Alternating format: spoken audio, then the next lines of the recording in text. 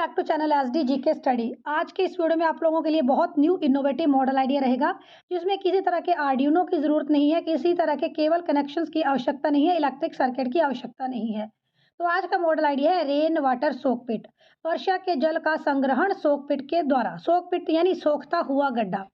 तो सोखता हुआ गड्ढा क्या है कि ज़मीन के अंदर एक होल करना है।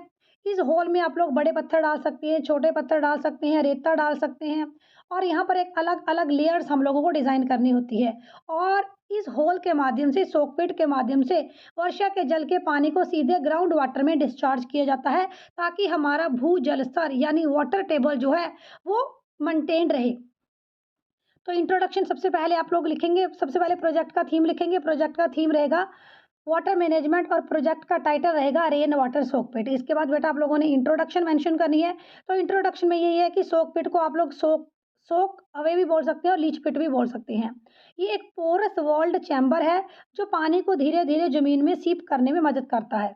प्रॉब्लम क्या है? प्रॉब्लम ये है कि कंटिन्यूसली वाटर टेबल डिक्रीज कर रहा है और हमारी डेली लाइफ एक्टिविटीज़ के लिए कम वाटर अवेलेबल है।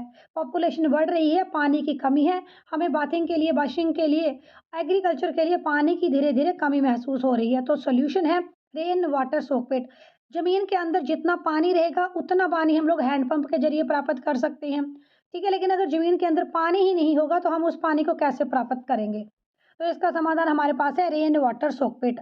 वर्षा के जल को सीधे ग्राउंड में डिस्चार्ज कर दिया जाए, ताकि वाटर टेबल यानी भू जल स्तर बना रहे, भू जल स्तर नीचे नहीं जाए और भू जल स्तर जो है वो ऊपर ऊपर आता जाए। अगर सभी लोगों के घर में सोक पिट बन जाएंगे तो ऐसी स्थिति में हमारा भू जल स्तर जो है वो बहुत ऊपर आ जाएगा और पानी की किसी तरह की कोई तंगी नहीं होगी। Material needed gravel, sand, stone, plastic container, plastic pipes, plywood, cardboard, chart, glue etcetera. इसके वर्किंग मॉडल का लिंक भी मैंने आपको डिस्क्रिप्शन बॉक्स में प्रोवाइड कर दिया है, वहाँ से आप आइडिया लगा सकते हैं कि इस मॉडल को किस तरह से बनाना है।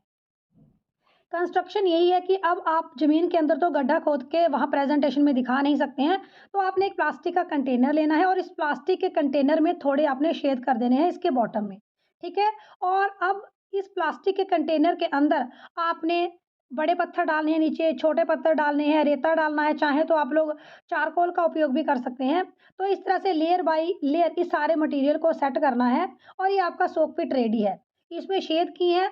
जैसे ही बारिश के जल का पानी आप इस सोक पिट में डालेंगे यानी इस प्लास्टिक के कंटेनर में डालेंगे तो यहाँ से पानी सीप कर जाएगा। तो पानी को या वाटर टेबल को दर्शाने के लिए आप अपने इस सोक पिट को, जो सोक पिट आपने एक प्लास्टिक के कंटेनर में बनाया है, इसे आप एक बड़े कंटेनर में डाल देंगे, बड़े प्लास्टिक के डिब्बे में डाल देंगे, ताकि जब आप इसकी वर्किंग को दिखाएं तो आप दिखा सकें कि पानी किस तरह से फिल्टर होकर नीचे ग्राउंड में जा रहा है। बाकी वर्किंग वीडियो का लिंक भी डिस्क्रिप्शन बॉक्स में है। तो कंस्ट्रक्शन में यहाँ पर आपने मेंशन करना है कि आपने जो है प्लास्टिक का आप एक बड़ी शीट ले सकते हैं या प्लाईवुड का आप टुकड़ा ले सकते हैं।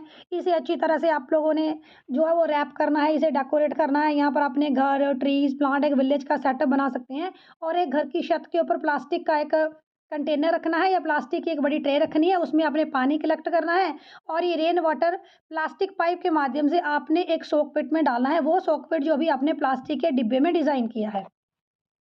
और जो आपका ये रेन वाटर है, इसे आप पहले 2 चैम्बर्स में कलेक्ट कर सकते हैं। पहले चैम्बर का पानी आप घर की एक्टिविटीज़ के लिए कर सकते हैं और दूसरे चैम्बर का पानी को आप आगे जो है वो ज़मीन के अंदर डिस्चार्ज कर सकते हैं। तो वर्किंग इसकी यही है कि बारिश आएगी, छत के ऊपर पानी इकट्ठा होगा, पाइप के माध्यम से वो आपके द्वारा डिज़ाइन किए गए प्लास्टिक के डिब्बे के अंदर जो आपने सोक पिट रखा है उसमें जाएगा। उसके बाद वो बड़े डिब्बे में एकत्रित हो जाएगा। ये हमारी वर्किंग हो गई। आप वाटर टेबल की वर्किंग दर्शा सकते हैं। और साथ में आप जो बारिश के जल का पानी है, इसे फ़िल्टर करने के बाद एक और वाटर टैंक में एकत्रित कर सकते हैं, जिसका उपयोग इरिगेशन और अन्य एक्टिविटीज़ के लिए किया जा सकता है। यूटिलिटी यही है कि जो रेन वाटर सोक पिट है, इसे आप किसी घर की बिल्डिंग में भी बना सकते हैं, किसी स्कूल की बिल्डिंग में बना सकते हैं। आप शहर में एक बड़ी बिल्डिंग के सारे पानी को सोक पिट के माध्यम से ग्राउंड वाटर में डिस्चार्ज कर सकते हैं।